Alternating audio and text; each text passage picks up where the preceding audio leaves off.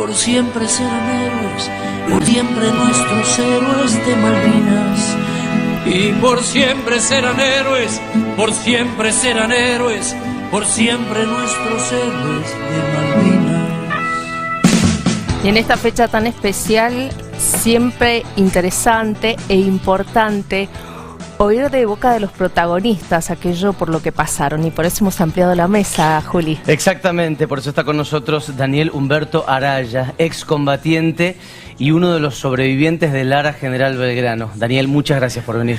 Gracias a ustedes por invitarnos y bueno, por mantener esta llama viva de lo que es Malvinas. Daniel ha venido con, entre otros, con su pequeño nieto que tiene una camiseta de la selección argentina que dice atrás: mi abuelo es uno de los pibes de Malvinas. Siempre me acompaña para todos lados. Por la canción de la selección. Sí, y bueno, todos se hicieron la camiseta, ¿no?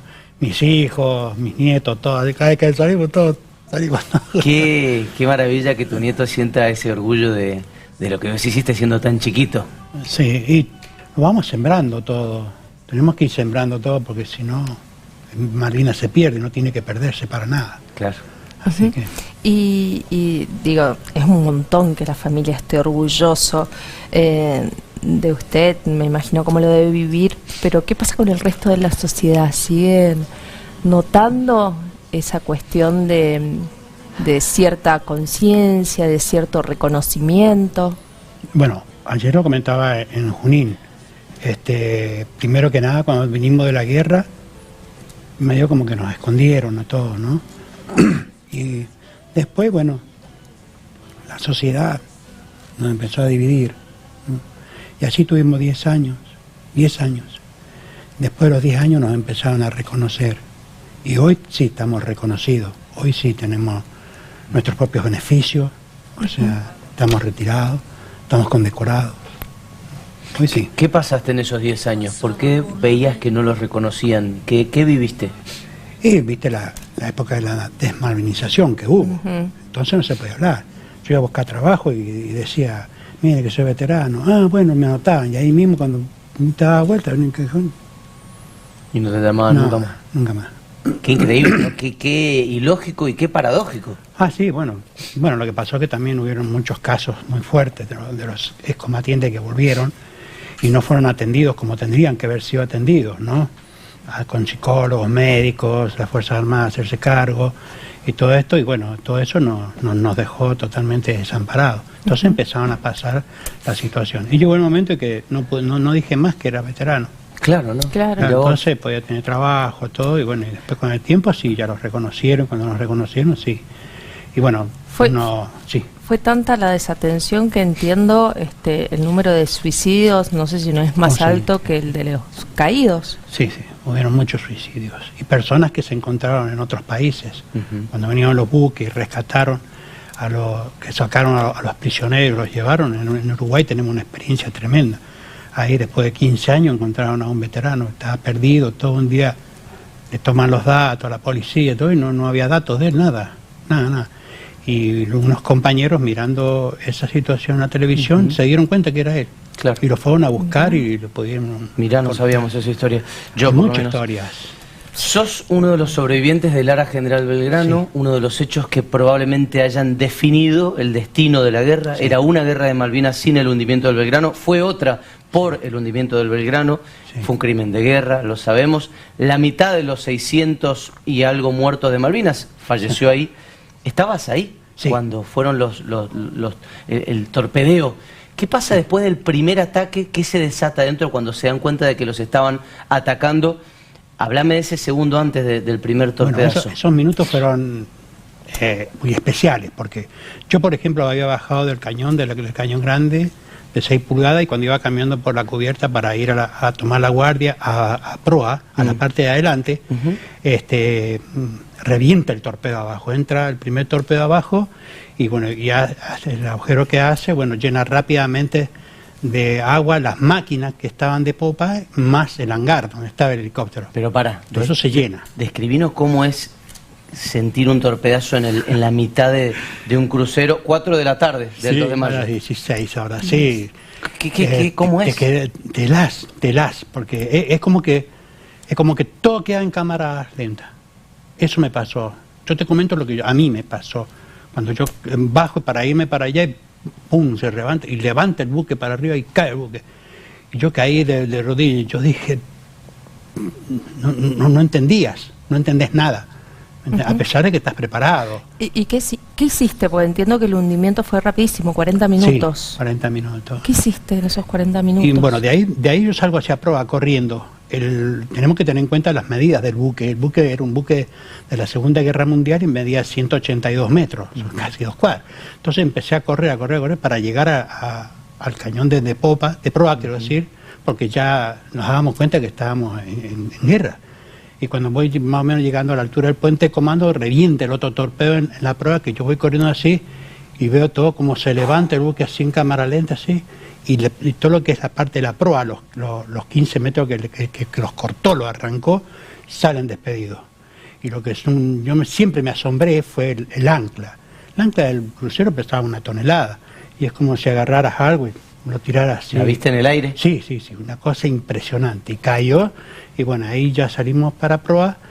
Pero para sin entender nada. ¿Proa había volado? Sí, la parte de la proa. ¿Y salen ustedes para allá igual? Sí, lo que pasa es que, acuérdate que era un buque muy grande. Sí. Entonces vuela a los 15 metros de adelante, que agarra del primer cañón hacia adelante, todo eso lo vuela. Entonces pasé por el puente de comando, por la base, y cuando di la vuelta, te pasan muchas cosas. Por ejemplo, a mí me pasó de que hay cosas que vos no las querés entender o no las querés ver, y te suceden. Y lo que no querés ver es el dolor de nuestros compañeros que salían de abajo, a los que los agarró abajo el fogonazo y los quemó, ¿no? Ay. ¿Y mutilados también o no? Sí, mucho no me gusta hablar de esto. No porque me haga mal, sino por respeto. Está perfecto. A los familiares, porque por ahí no están viendo. Y dice, así, eso le pasó. Entonces nosotros es como que decimos que tenemos una cajita guardada en el corazón y que son esos recuerdos tristes, nada más. Y de ahí fuimos hacia la parte de popa donde me tocaba la balsa a mí, empezaron a tirar las balsas, el comandante dijo, bueno, hay que desembarcar, grupo para desembarcar, y empezamos a bajar primero a todos aquellos que estaban heridos y quemados. ¿Esperando un tercer torpedazo, tal vez? No, hubieron 2 nada. No, ya sé, pero digo, tal vez pensando estás en guerra, que se venía el tercero. Claro. Estás en guerra y hasta incluso podés pensar de que puede reventar todo. El buque nuestro era un buque de la Segunda Guerra Mundial, había mucha munición y de mucho calibre. Claro. Calculá que vos en el cañón que yo llevaba, todo eso parte para abajo, hasta hacia abajo, que estaba todo lleno, habían proyectiles de 6 pulgadas, una cosa como de 80 centímetros de alto, así pesaba 60 kilos. ¿Y eso reventó? Y eso, si eso llegara a reventar, uno que hubiera reventado, era no, catastrófico. No se salva nunca nadie. Y en medio de haber vivido este horror, después entiendo, pasan bastante tiempo en las balsas hasta que los rescatan. Ahí bajamos y rescatamos a todos y subimos todos a las balsas. Entonces ya empezó a sentarse el crucero y empezó a irse hacia la parte de la cubierta. Entonces el comandante dijo, no, ya estábamos todos, ya estábamos todos para salir. Y cuando estás en la marina te enseñan 2 cosas, que vos no te podés mojar en el mar argentino, ¿no? Estoy hablando del mar argentino. No te podés mojar ni te podés dormir. Si vos te mojás y te dormís, te morís. Te morís.